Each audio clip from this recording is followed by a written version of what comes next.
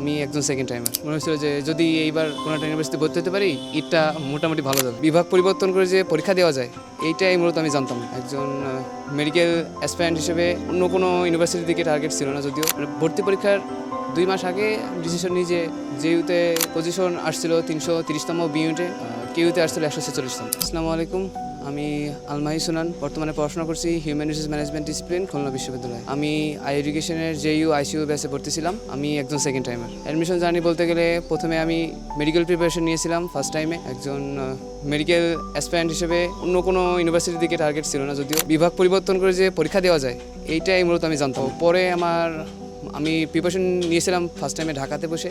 অন্য ইউনিটের ফর্মই তুলতে চাইনি আমি, যে মেডিকেল বাদে কোনো ফর্ম তুলবো না।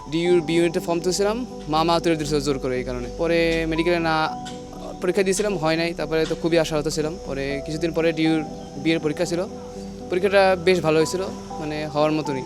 কিন্তু পরে পজিশন আসছিল আর সাবজেক্ট আসছিল থিয়েটার অ্যান্ড পারফরমেন্স। তো ওখানে আর ভর্তি হওয়া হয় নাই। পরে সেকেন্ড টাইমও ট্রাই করছিলাম যে মেডিকেল প্রিপারেশনই নেব। মেডিকেল প্রিপারেশন নিয়ে শুরু করছিলাম, কিন্তু মেডিকেল প্রিপারেশনের ভর্তি পরীক্ষার 2 মাস আগে ডিসিশন নিই যে মেডিকেলের দিকে আর যাবো না, আমি অন্যদিকে ট্রাই করি। কারণ যদি আগেরবার যেহেতু আসছিল অন্য ইউনিটে পরীক্ষা দিয়ে, তো তখনই মূলত ইউটিউবে বিভিন্ন ক্লাস দেখা শুরু করি। তখন এডুকেশন সম্পর্কে জানতে পারি এবং ভাইয়াদের ক্লাস খুবই ভালো লাগতো সে সময়। বিশেষ করে মহসিন ভাই ইংরেজি ক্লাস, ফাহাদ ভাইয়ের জিকে ক্লাস খুব ভালো লাগতো। তো সেই হিসেবে আমি আইসিইউ ব্যাচে ভর্তি হয়েছিলাম। তো জাহাঙ্গীরনগরের প্রিপারেশনে মেইন ছিল। আমার মেডিকেল ভর্তি পরীক্ষা হয়েছিল ডিসেম্বরের 12 তারিখ। তো পরীক্ষা আমি জানতামই ভালো হবে না, জাস্ট অ্যাপ্লাই করা লাগে, এই জন্য অ্যাপ্লাই করছিলাম। পরে কেইউর পরীক্ষা ছিল 18 তারিখ, ওই পরীক্ষাটা বেশ ভালো হয়েছিল।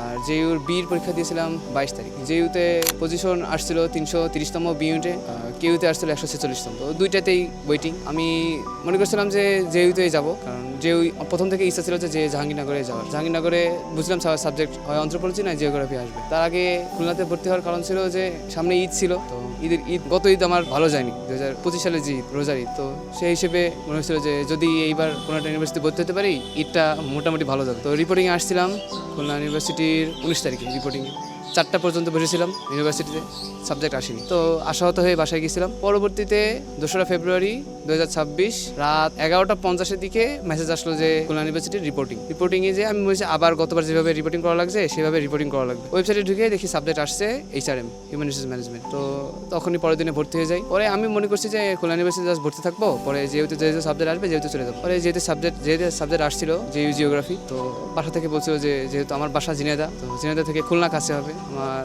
আম্মু দূরে যেতে মানা করছিল, যে যাওয়ার দরকার নেই, বাসার পাশে থাকো। টার্গেট ছিল BCS দেবো। তো সেই হিসেবে বলছিল বাসার দূরে গেলে প্রিপারেশন নিতে সমস্যা হবে বা এইসব, তো কেইউতে থেকে যাই। সেই কারণেই খুলনা ইউনিভার্সিটি থেকে যাওয়া। কেইউতে আসার অন্য একটা কারণ ছিল যে আমার বন্ধু কেউ HRMেই ছিল গত বছর। তো ওর কাছ থেকে বিভিন্ন পড়াশোনা রিলেটেড জিনিসপত্র শুনতাম যে HRM বেশ একটা ইন্টারেস্টিং সাবজেক্ট।